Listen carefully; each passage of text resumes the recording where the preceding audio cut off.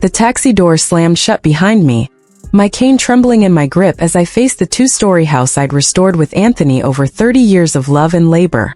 Roses I planted decades ago drooped, neglected, mirroring the ache in my still-healing hip. 3 weeks in the hospital, fever, infection, complications from surgery, had felt like an eternity. I dreamed of this moment. Home, safety, my son Richard's embrace. Instead, the front door swung open, and there he stood, my only child, his face cold as winter steel. "This house is no longer yours," he said, voice flat, final. "Find somewhere else to live." My discharge papers crinkled in my pocket as the betrayal sank in, sharper than any scalpel. Behind him, Veronica's smug smile glinted, my emerald earrings, Anthony's 25th anniversary gift, dangling from her ears. Her parents loomed, arrogant shadows in my home. I'd raised Richard, paid his tuition, taught him right from wrong.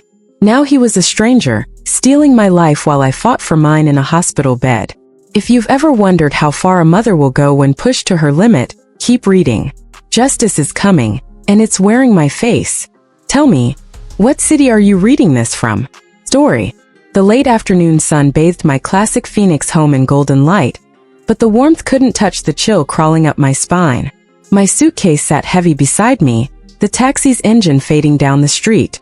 Richard blocked the doorway, his eyes devoid of the boy who'd once begged for bedtime stories. "You shouldn't have come," he said. "We expected you tomorrow." Veronica appeared behind him, her blonde hair perfect, my earrings catching the light like a taunt. Her parents, Raymond and Claudia Sterling, emerged from the living room, their presence an insult in the home Anthony and I had built. "Richard, what's going on?" I asked, leaning on my cane, my hip throbbing from the 3-week hospital stint. "This is absurd. Let me in." "There's no easy way to say this," he replied, voice formal, rehearsed. "This house isn't yours anymore. Veronica's parents needed a place and you don't need all this space. The documents are signed." "Documents?" My mind reeled. I'd signed nothing. "I never agreed to this," I said, stepping forward. He didn't budge. "Power of attorney," he said. "You signed it before surgery. It covered financial decisions, too." The betrayal hit like a fist. Those papers, handed to me in a haze of pre-op anxiety, trusted blindly because they came from my son. "You tricked me," I whispered, the words hollow against the magnitude of his deceit. "We're doing what's best." Veronica cut in, her sweetness ablade. "Your things are in the garage. We'll send them wherever you're staying." Raymond smirked, Claudia's judgmental gaze sweeping over me. "It's legal," he said. Richard made it clear. I stood frozen, staring at the son I'd poured my life into. No tears came, only a cold clarity, forged in decades of bank compliance. "Enjoy it," I said, turning away. "Enjoy everything." Their confusion at my calm was almost worth the devastation. Limping to the waiting taxi, I sent one message to Gloria Evans, my lawyer and friend of 40 years. Plan B. The hotel room downtown was sterile but safe, a temporary refuge as I regained strength. My hands shook as I sat on the bed. Gloria's reply lighting my phone. "Stay safe. I'm on my way." She arrived in her tailored suit, fury in her eyes, hugging me carefully. "Those vultures," she hissed. "Are you okay?" she asked. "Standing," I said, collapsing onto the bed. "The rest?" "I don't know." Gloria pulled out files with practiced efficiency. "The trust Anthony set up is ironclad. The house transfer won't hold. But there's more." She handed me bank statements. 5 transfers, $220,000 from my accounts to strangers, while I was sedated in the ICU.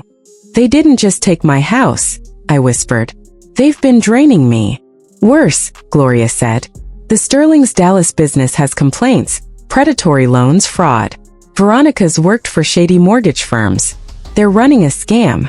My mind raced. Veronica's questions about my finances, Richard's probing about my accounts. This wasn't new, it was planned. "Is Richard in on it?" I asked, dreading the answer. Gloria's silence was enough. "He knows something," she said softly. I closed my eyes, the weight of 67 years crushing me. "I want everything back," I said. "And consequences for all of them, even Richard." Gloria nodded. "We'll be smart. They think you're broken. That's our edge. 3 days later, in an extended stay suite, Gloria showed me property records. The Millers, Hendersons, and others in my neighborhood had sold to Sterling Investment Properties, LLC. A zoning request aimed to turn our block commercial, tripling values, a $15 to $20 million profit. My house was their hub, my money the seed capital. They're targeting seniors, Gloria said. Predatory loans, forged appraisals. Your accounts funded their start. Evidence mounted. Richard and Veronica at my bank, accessing my safe deposit box during my surgery. Emails from Veronica to Raymond, 8 months old, named my house as their operation center. One line chilled me. Mother unlikely to recover fully. Accelerated timeline. They'd bet on my weakness post-surgery. My hip replacement, scheduled months in advance, was their opening. Plan B wasn't revenge born of rage. It was precision, honed from my career auditing fraud. Gloria filed emergency motions to freeze the transfers and void the power of attorney, citing undue influence and forgery. But we didn't stop there. I contacted old colleagues at the bank, discreetly. They flagged the Sterling's accounts for review, uncovering layered shells hiding embezzled funds. Meanwhile, I played frail. A concerned call to Richard. I'm not well. Can we talk? He arrived at the suite, Veronica in tow, smugness barely veiled. Mom, we can help with a nursing home, he said, avoiding my eyes. I nodded weakly, slipping in questions that seeded doubt. The neighbors, are they happy with the sales? Veronica shifted uncomfortably.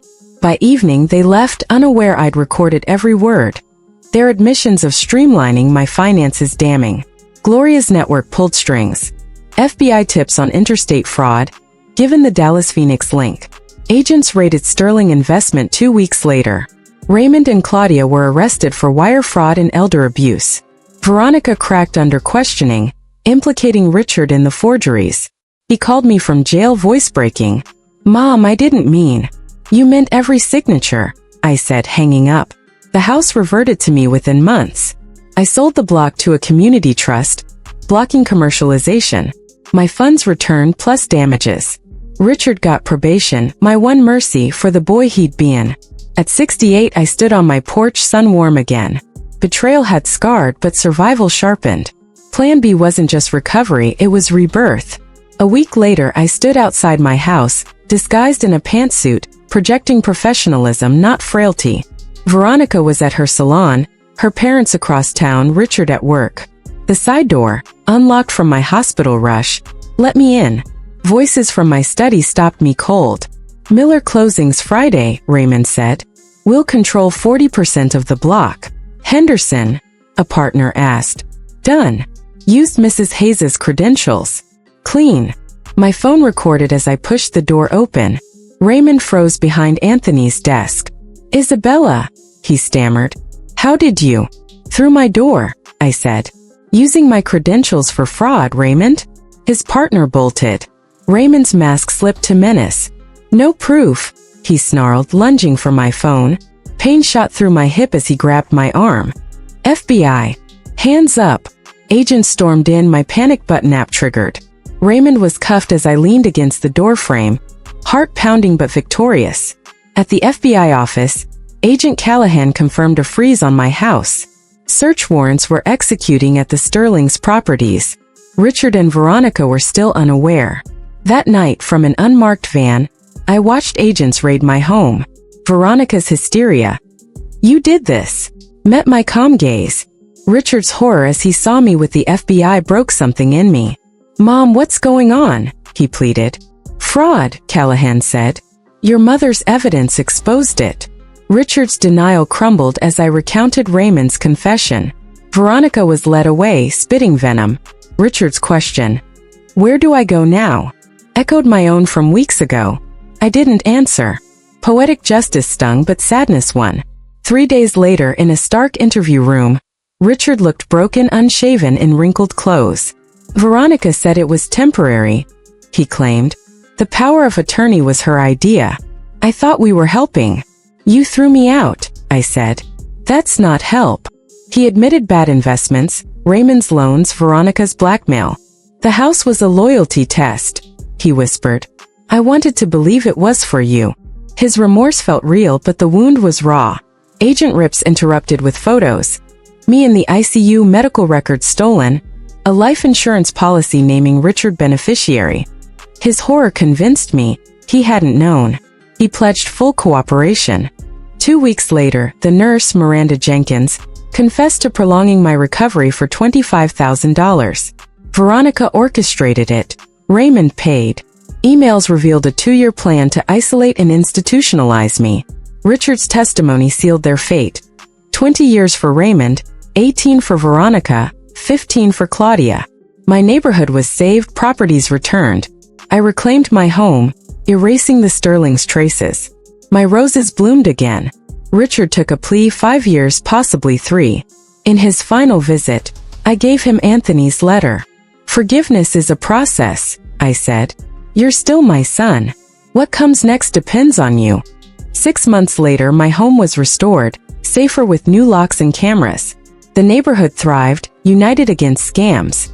I expanded Anthony's foundation to protect elders, turning my pain into purpose.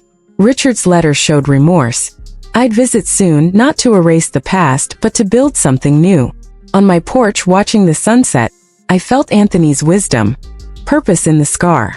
The wicked were punished. I'd found peace stronger than ever.